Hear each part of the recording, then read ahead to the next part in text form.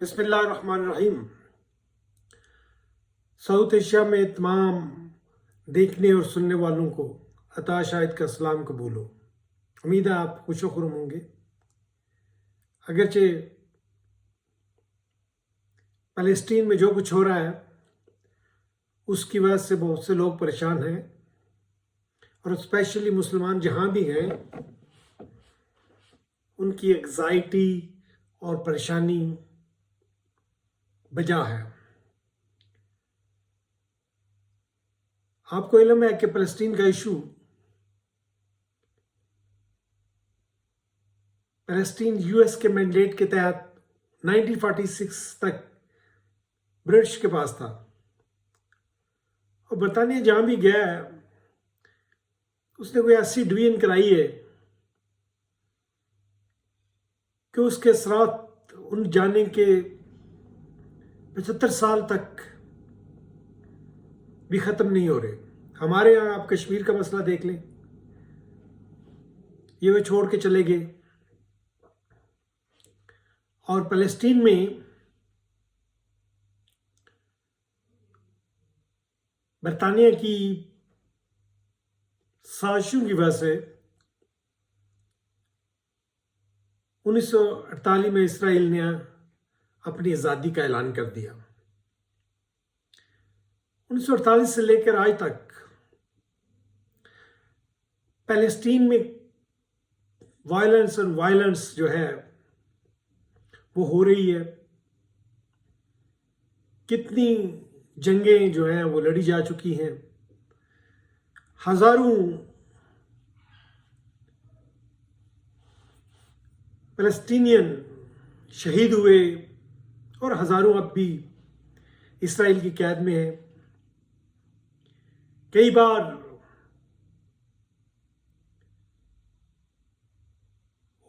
Accord हुए कि 2 states होंगी, फ़लस्तीन और इसराइल, लेकिन इसराइल अपने ताकत के ज़ोम में है। वो 2 स्टेट की बात तो कर लेता है कभी, लेकिन उस पर अमल करने के लिए तैयार नहीं। ये कहता है कि वो दूसरी स्टेट हो तो उसके पास हथियार ना हो। वो एक अपनी तफैली स्टेट चाहता है, उसे अपनी सेफ्टी का बहुत फिक्र है। तो 1948 में ये स्टेट बनी, इसकी बुनियाद ज़ायोनिज़्म पे थी कि जी ये जो इलाका है ठीक है, यहाँ पर यहूदियों के मुक़द्दस मकामात हैं तो मुसलमानों के भी मुक़द्दस मकामात हैं। बजाय कि इसकी कोई पीसफुल तरीके से इसका हल निकाला जाता और यरूशलेम को फ़लस्तीन और इजरायली दोनों के मुश्तरका कंट्रोल में दिया जाता, तो कोई इस तरह की बात होती तो जो सूरत हाल सैटरडे को हुई है ना होती। सैटरडे को जो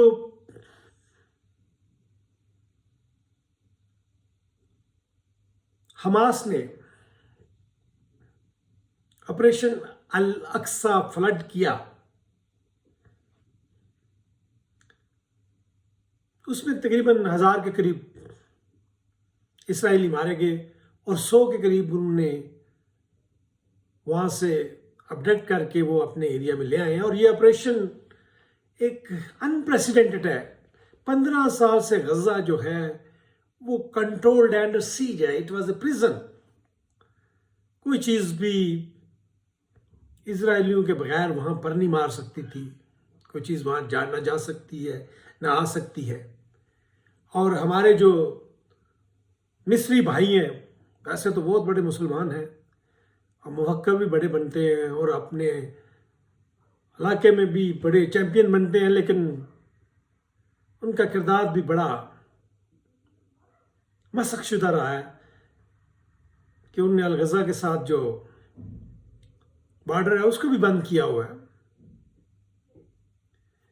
और जो जुल्म, जितने जुल्म फ़लस्तीनियन पे इजरायली कर रहे हैं वो हाफ के करीब इजिप्शियन ने भी किए होंगे।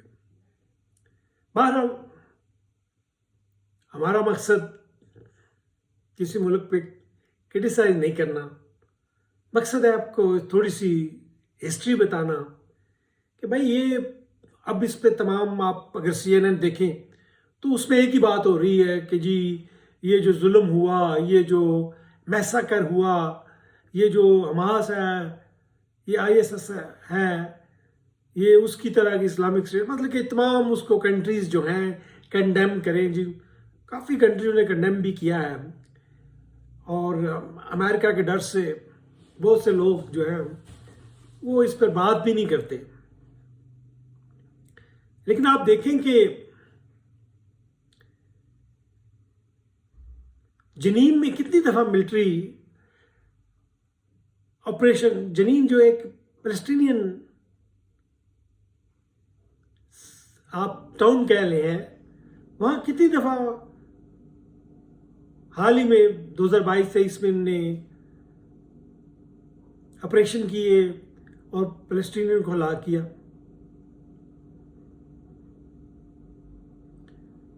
और 2022 में इसराइल में कुछ अटैक हुए तो इसराइल ने उसके जवाब में 166 फ़लस्तीनियों को शहीद कर दिया। 2021 में अल-अक्सा मॉस्क को इसराइल ने रेड किया। भाई आप पहले ही काबिज है और फिर उसके बाद मजीद आप अपनी ताकत के घमंड में, तो उस दौरान में हमास और इसराइल के दौरान जंग हुई जिसमें 200 फ़लस्तीनियन और 10 इसराइली मारे गए। 200 फ़लस्तीनियन शहीद हुए। 2018 में 170 फ़लस्तीनियन शहीद कर दिए गए।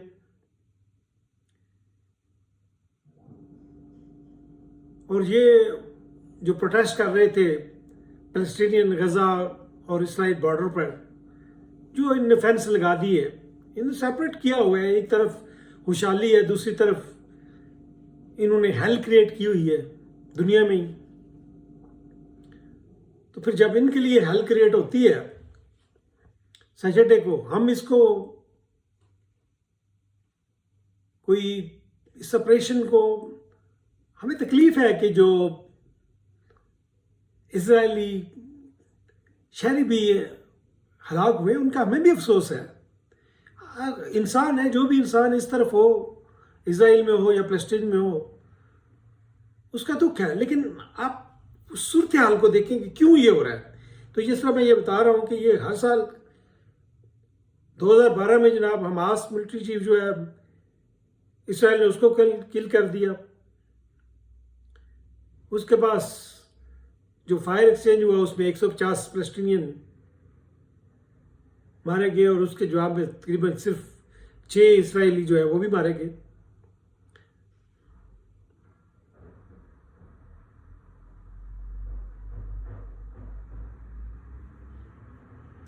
तो ये एक, अगर आप देखते जाएं तो ये एक सिलसिला है जो चला आ रहा है। अब गजा में जो है वो हमास ने इलेक्शन जीता हुआ है। अब गजा जो है वो फ़लस्तीन एक डिफरेंट, आपने अभी जो ये तो माना हुआ है ना कि फ़लस्तीन की जो है 2 स्टेट है, तो अब वो एक फ़लस्तीन का हिस्सा है। दूसरी आप उसको स्टेट नहीं, दूसरा इलाका ही मान लें, तो वो टेररिस्ट किस तरह हो गए?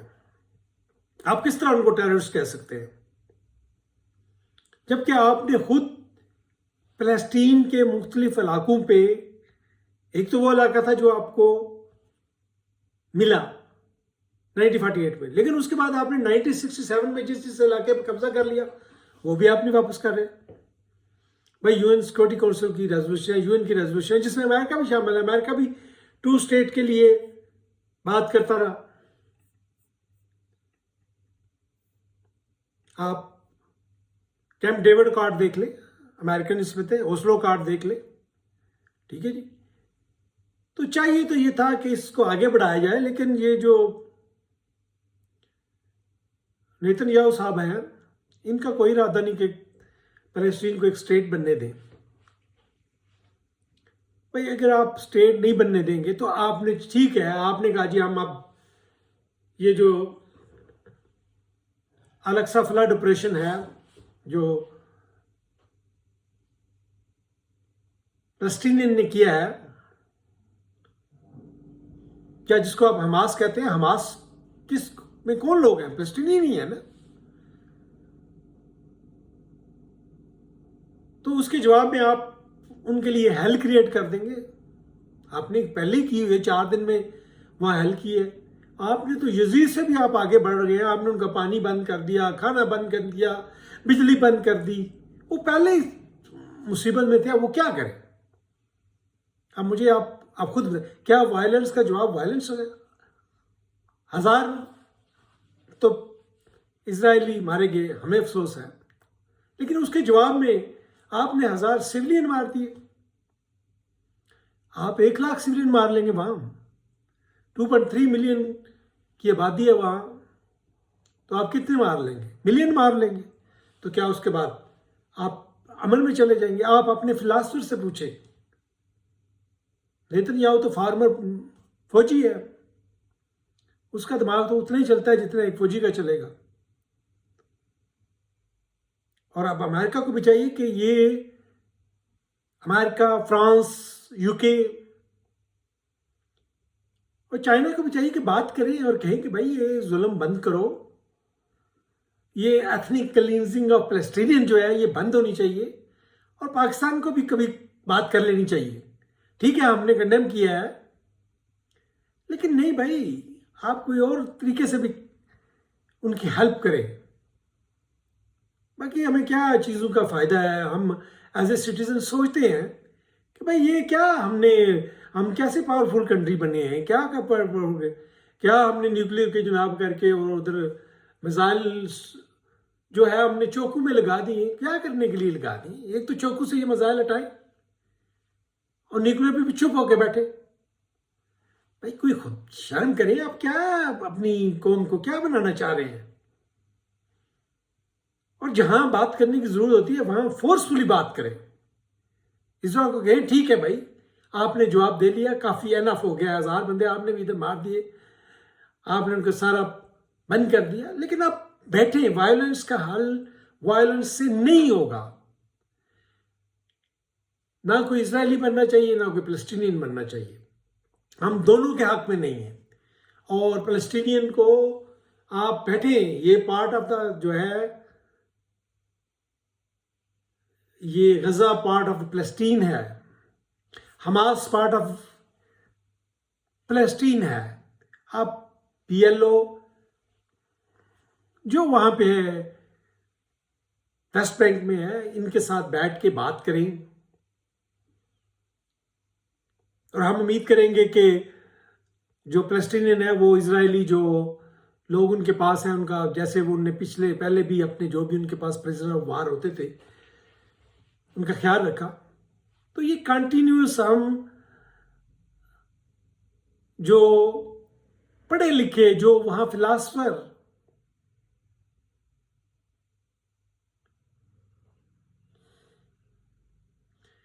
हम युवाल हरेरी से ये एक्सपेक्ट करेंगे कि आप इतने बड़े हिस्टोरियन हैं, आप पूरी दुनिया में आपका इन्फ्लुएंस है, क्या आप ये समझते हैं कि वायलेंस को खत्म किया जा सकता है? अगर आप 15 साल किसी को बंद रखेंगे और उसके ऊपर जिंदगी तंग करें तो फिर वो तंग आमद में जंग आमदी होगा ना। उनने जो किया है उसमें ज्यादतियां भी होंगी। कुछ तो वो जो फौजी मारेंगे उसका भी अफसोस है, इंसानी जाने है ना। लेकिन उन्होंने जो अटैक किया है वो अपने मिनिमम रिसोर्सेज के साथ किया अटैक। वो पैराग्लाइडर कर रहे हैं, वो मोटरसाइकिलों पे जा रहे हैं। खुदा का खौफ करो यार, आप तो इतने बड़े टैंक, आपने तो ऊपर जहाजात, रिमोट कंट्रोल, आपके पास ड्रोन है, आपने तो सारी तबाही जो है गजा में फैला दी है। याद रखें, ये मेरा पैगाम जहां तक पहुंच रहा है, ये मैं दुनिया के योद्धाओं को और दुनिया के सुपर पावर्स को ये बताना चाहता हूँ कि हिस्ट्री पढ़ लें, कोई सुपर पावर हमेशा सुपर पावर नहीं रहती। ऑटोमन एम्पायर को देख लें, ब्रिटिश एम्पायर को देख लें, स्पेनिश एम्पायर को देख लें, और अब जो अमेरिकन एम्पायर है या अमेरिकन जो भी आप उसको कहना चाहते हैं सुपर पावर है, ये भी अब इस जवाल की तरफ है। तो ये चीजें को हमें याद रखती हैं। तो आप ये ना करें कि खुली छुट्टी दे दे इजराइल को कि वो जो सिविलियन वहां एथनिक क्लींजिंग करे। अमेरिका ने साराजेवो में बड़ा पॉजिटिव रोल अदा किया था, आपका वो रोल अप्रिशिएबल है। आप चाइना में विगर मुसलमानों के लिए आवाज उठाते हैं, वो भी अपने मकसद के लिए उठाते हैं, लेकिन फिर भी हम आपको उसको अप्रिशिएट करते हैं। अमेरिका के जो भी कंसर्न्स हैं, अमेरिका ने और भी कई जगह पॉजिटिव रोल प्ले किया है, लेकिन यहां अमेरिका का नेगेटिव रोल है, वन साइडेड रोल है। और CNN का रोल इतना नेगेटिव है, भाई आप एक साइड आप पूछे भूल जाते हैं। आप न्यूयॉर्क टाइम्स देख लें, आप वाशिंगटन टाइम्स देख लें, उनने पूरी क्रोनोलॉजी दी है कि भाई ये क्यों ब्रीड हो रहा है। मुझे खुशी है कि एटलीस्ट कुछ लोग तो हैं। CNN को भी चाहिए कि एक साइड नहीं, वो गजा की भी, गजा का वो सिर्फ तबाही दिखाते हैं। भाई देख, अंदर जाकर देख कितने बच्चे मारे गए, कितने सिविलियन मारे गए।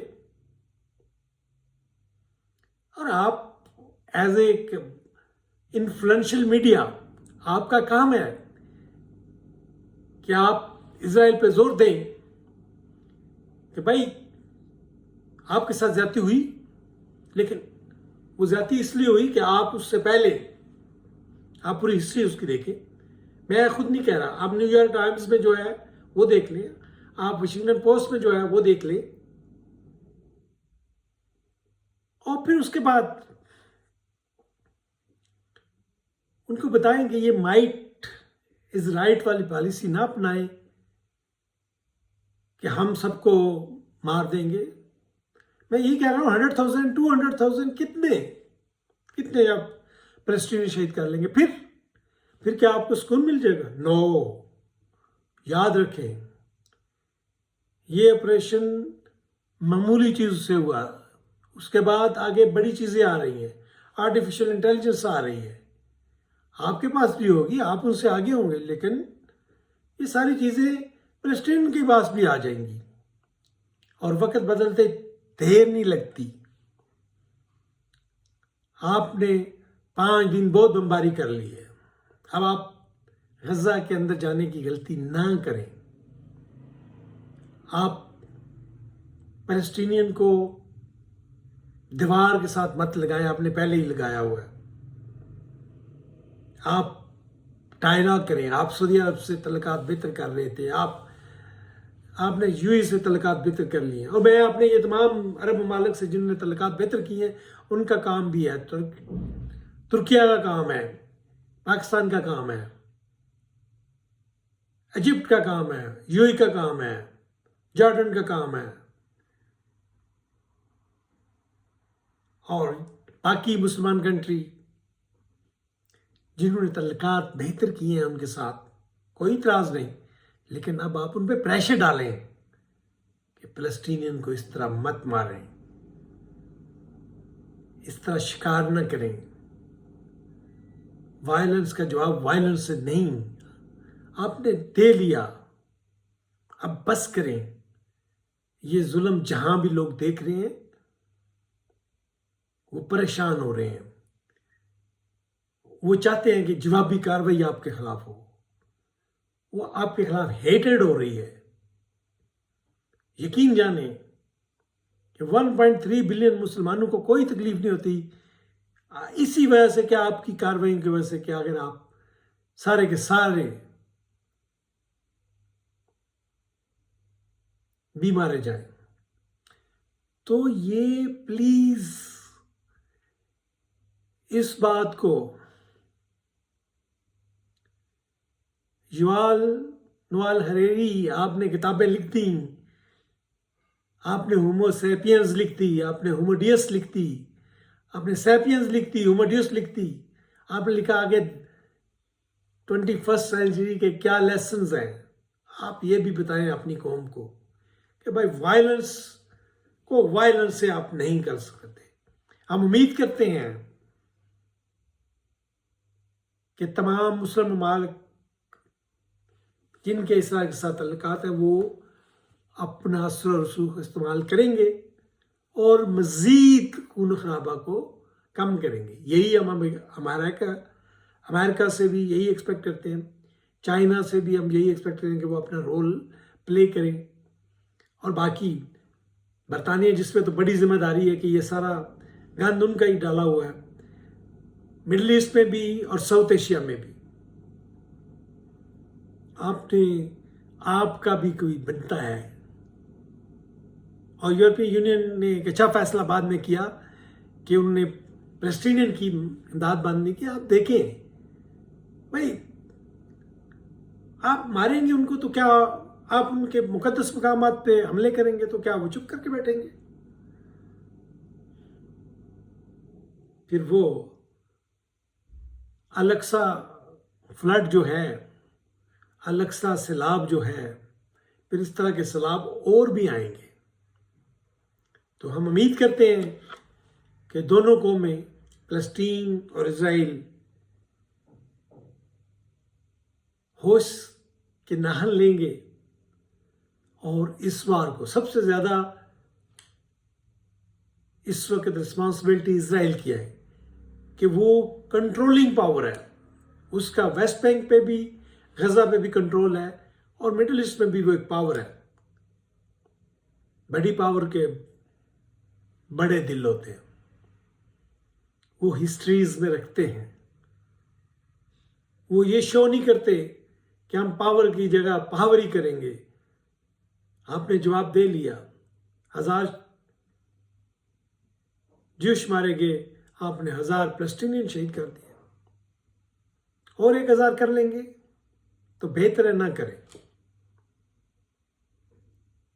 इसी दुआ के साथ कि मिडिल ईस्ट में अमन हो और दो state of Palestine and Israel साथ साथ रहें। हम इसी दुआ के साथ आपसे इजाज़त चाहते हैं।